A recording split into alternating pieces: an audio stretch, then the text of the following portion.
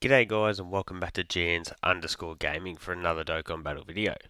So for today's video we found out from the data download that we are going to be having a world tournament this weekend. So with that, as has become the norm of late, we're going to be getting a bunch of awakenings and EZA. So I thought let's jump in and have a look at these details before all these events drop in the next couple of days and we get super busy. So we'll start off with the Tech Kale here. So she's getting her awakening. Her leader skill 3 key 90% super tech is a bit of a nothing, but she is a defensive stacker, so attack and defense, as you can see here. We are on Dokkan Info, really good site for looking up for details of units, link partners, all that type of stuff. So if you ever need to check any of that out, head on over here. But yeah, attack and defensive stack is always really useful. Very passive. She gets 160% attack and defense. She is a Universe 6 category ally support, so key 1 and attack and defense 40%, which is huge. Pure Saiyans category allies get 20% attack and defense. So if you've got this Kale with, say, like the AGL Kale, who is the leader for the team, she's getting 1 key and 60% attack and defense, which is pretty nutty. So plus an additional 160% defense, great chance of guarding all attacks, so that would be a 70% chance, and launches an additional super attack when there is an ally whose name includes Caulifla attacking in the same turn.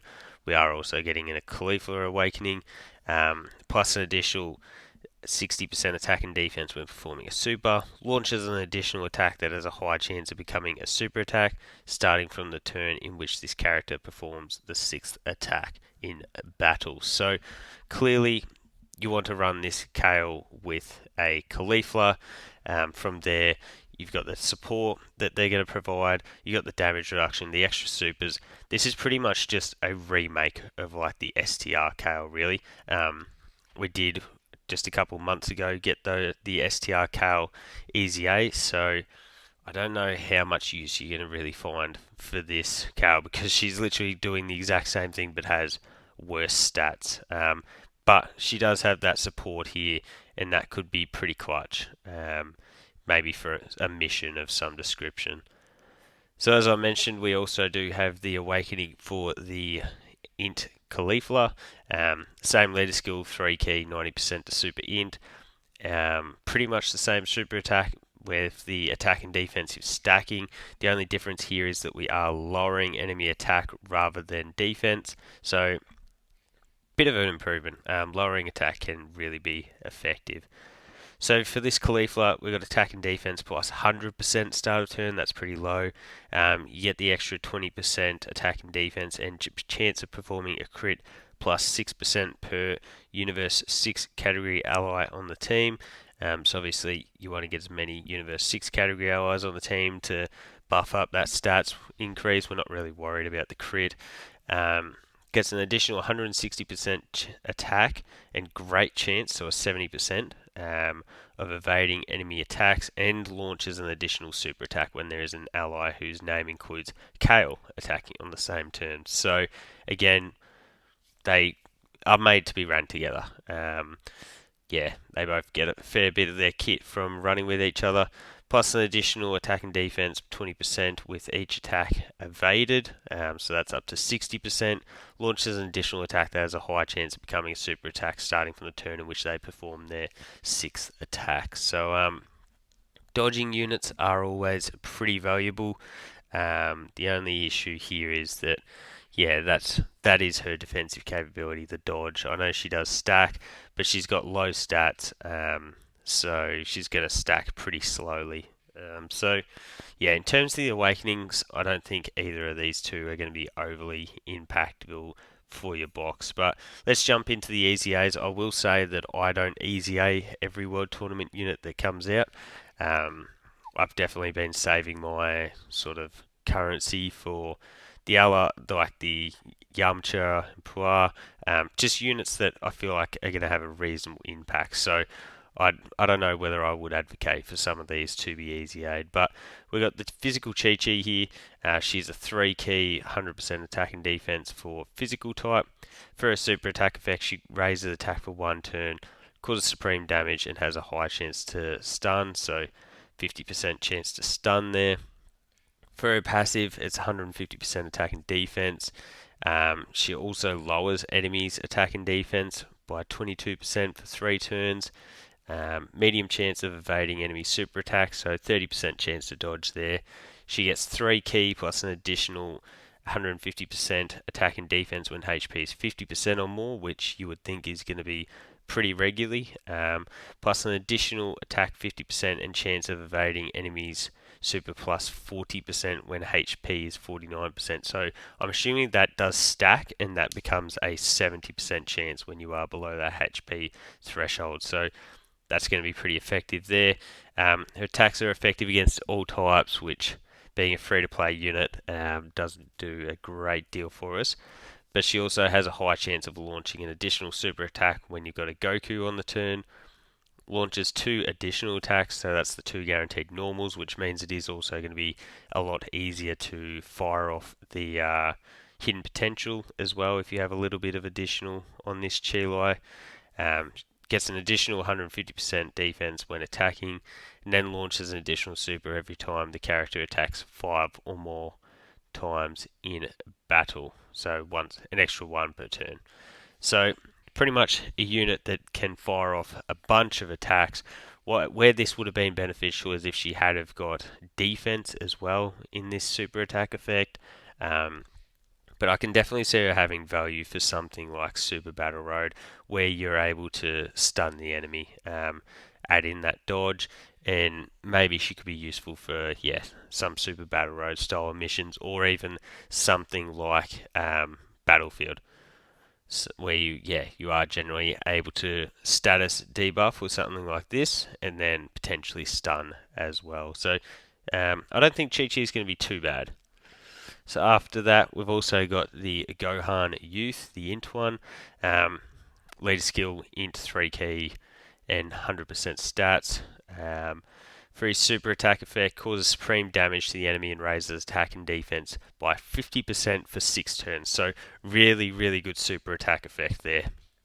For his passive, we got the Ki 3, 100% attack and defense. Gains an additional 100% when performing a super attack, plus an additional 100% for 3 turns after receiving attack. So he is a support class unit as well.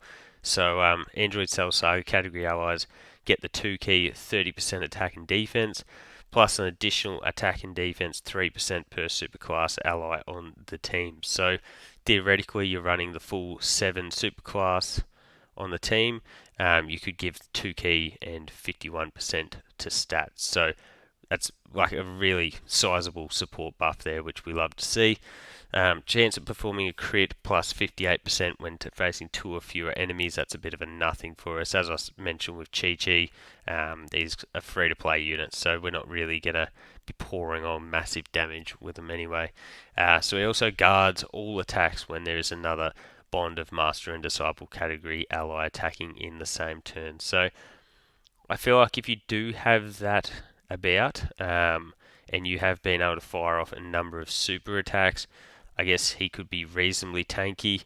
I definitely wouldn't be taking him into the most difficult stages in the world, and you're going to want quite a bit of additional on this guy and quite a bit of dodge. So look, he's definitely not bad.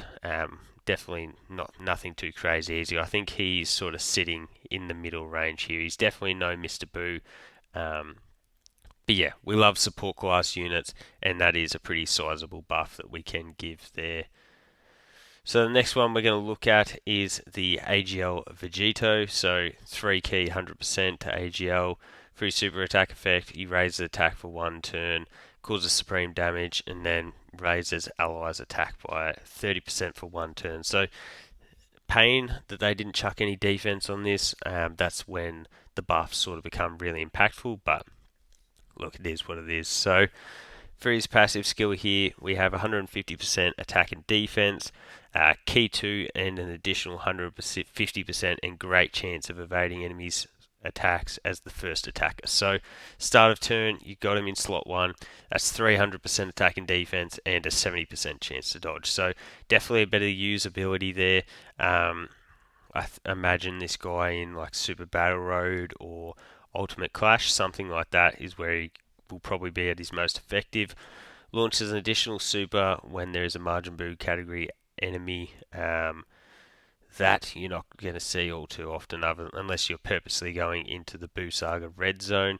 Superclass allies get 30% attack and defense, and then an additional 3% attack and defense per Buu Saga category ally on the team. So, much like Gohan, you run this guy on the full Buu Saga team, and you can give off 51% stats there, which is a big old buff. So he gets an additional 50% when attacking, and then an additional 20% with each attack performed, up to 100%. Launches an additional attack that has a 50% chance of becoming a super. So if you can get off this part of his passive as well, you can get 3 super attacks just from the passive in the first one. The fourth one can be your hidden potential, and then bang, all you need is one more on the next turn and you're at that full 100%. So I think he's definitely got a bit of value because he does have this support, combining that with the dodging.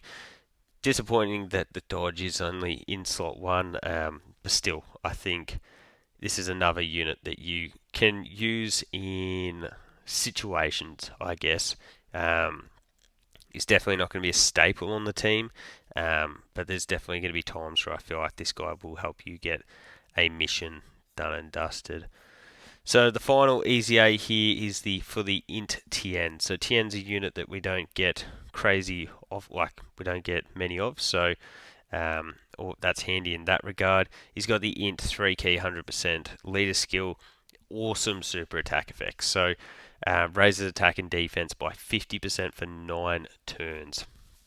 So launches 2 additional attacks, each of which has a great chance of becoming a super attack. So that's 2 70% chances for supers. Launches an additional super attack every time the character attacks 4 or more times in battle. So that's where you want the hidden potential to fire off on top of this, and then you'll get that 4 attacks in the turn, and then you can launch an additional super there. Remember, each of those giving a 50% stat raise. Attack enemies minus 20% attack. Attacked enemies minus 20% attack for 2 turns, and launches an additional super when there is a turtle school enemy. So there's your 4th attack. And then his stats is purely from having DB Saga category allies on the team. So clearly, you just want to run this guy on the full Dragon Ball Saga team to get that 200 and what's that going to be 280% buff, because that's really going to combine in well with the 50% here. Could be a little bit tough because Dragon Ball Saga hasn't gotten the crazy amount of buffs since we sort of saw since Bulma. So might be running a little bit of an outdated team in that regard.